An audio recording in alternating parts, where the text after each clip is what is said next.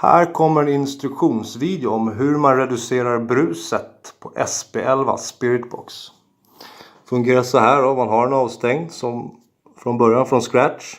Och sen så håller man in function-knappen där, håller den intryckt så. Och sen efter 3 sekunder ungefär så sätter du på on där. Så.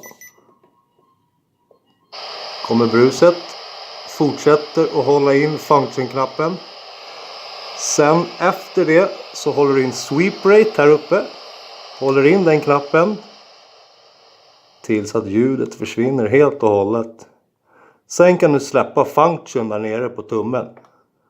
Och efter det kan du släppa sweep rate. Sen är det bara att trycka fram då. 150 till exempel som vi i Paranova kör på. Forward. Och sen volymen. Öka här. Sen har du reducerat brus.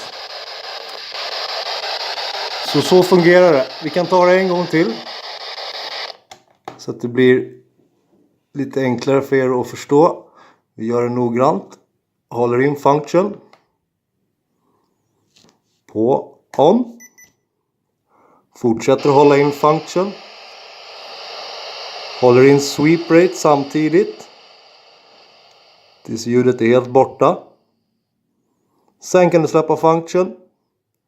Sen släpper ni sweep rate. Och sen är det bara att göra som vanligt. Fram till den hastigheten man vill ha. Och sen framåt eller bakåt. Och så ökar man volymen igen. Så har du reducerat brus. Så där fungerar det. Tack! Lycka till!